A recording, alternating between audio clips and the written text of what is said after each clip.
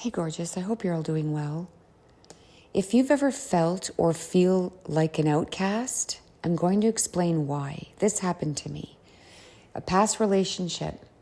Visualize this. Big gang of friends, always hanging out with each other no matter where we went. The universe came in, said enough of this, ended my relationship abruptly, very abruptly.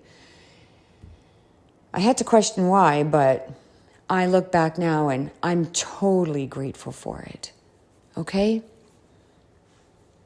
I became an outcast very quickly. After that breakup, they all turned against me. They all started gossiping. They all started doing their black magic. They all started trying to ruin my reputation and what have you. It's not going to happen. Not when you have God on your side. Not when you believe in the universe. It's not going to happen. I was a good person. I gave 200% in a relationship, did everything beneath the sun, and received nothing in return because I was too busy with my past relationship of pouring my cup of love into someone else 100%, which meant I was on the back burner. That doesn't happen anymore, okay? So if you've ever felt too intense, too different, or like you live with one foot in this timeline and one foot in another, listen close. You are not broken. You are in process. What follows is a clear, compassionate map for what's happening to you now, why it's meaningful, and what practical steps will help you move from lonely exile into sovereign belonging. You feel like an outcast, not just because of external circumstances, but because your inner world operates at a deeper frequency.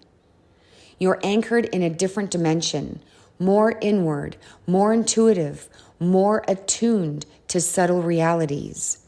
While the people around you frequently move at surface level, that mismatch creates exhaustion, the sense of wearing a mask, and a long, quiet ache for someone who gets you. The first step is acknowledging that this mismatch isn't a personal failing. It's a structural difference in how you process the world. Spirit, the universe, is not punishing you. The season of solitude is purposeful preparation. Think of it like spiritual boot camp.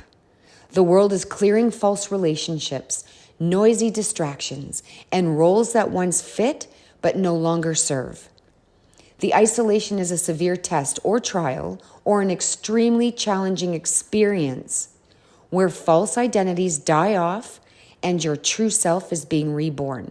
This is a temporary and evolutionary state, not your destiny. If you resonate with archetypes, you're moving from entrapment to deep self-knowledge, to decisive liberation, to rapid movement into aligned relationships and purpose. As you surrender the need to fit, your vibration shifts. Self-acceptance changes your field. You stop signaling dim your light and begin broadcasting authenticity. That energetic recalibration naturally repels mismatches and magnetizes soul-aligned people.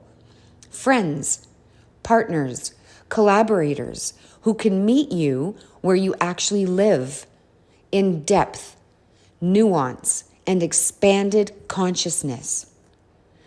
I have a few practical, repeatable actions you can do daily or weekly. 6 of them. 1, anchor into self-belonging. 10 to 20 minutes daily. It's a short ritual. Sit quietly. Place a hand over your heart. Breathe 6, 8 slow counts. And say 3 things you accept about yourself right now. Keep these specific. For example, if you are an intense person, you will say, I accept my intensity, not I accept myself. 2, journal with a purpose.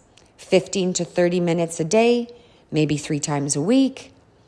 What drains me in relationships? What nourishes me? When did I first hide my true self? What did I fear would happen? If I could design a soul-aligned day, what would it include? 3, boundaries as devotion. This is critical. Practice saying one short boundary sentence each day. For example, I can't take that on right now. Or, I need to rest. Or, I won't discuss this topic. Boundaries protect your inner field and signal who you are. Number 4, discernment inventory. This can be done monthly. Get a piece of paper, make 2 columns on it. One side serves my soul. The other side drains my soul.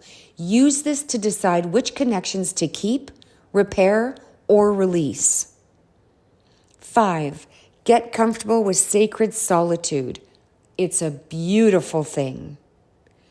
Treat alone time like a meeting with your highest self. Read, go for a walk, create, celebrate it instead of apologizing for it. 6, gentle embodiment. Practices that ground your intuitive depth in the body. For example, yoga, qigong, slow walking in nature, or breath work. Depth without embodiment feels disassociated. Embodiment makes your energy accessible to others. Once you follow those 6 steps for a while, you will notice tangible shifts. You'll find yourself less reactive to social pressure. You attract at least one person who reflects your inner truth back to you. Your life simplifies as distractions fall away. You feel stronger making choices that previously frightened you. Those are confirmations. The purge makes space for alignment. Okay? It makes space for the new, the better. You may feel grief of lost relationships and resentment for time spent dimming yourself. I've been there. I understand. Both are natural. Don't rush them.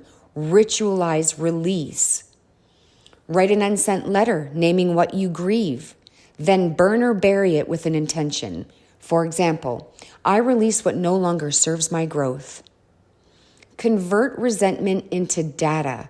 What boundary or choice would have prevented it?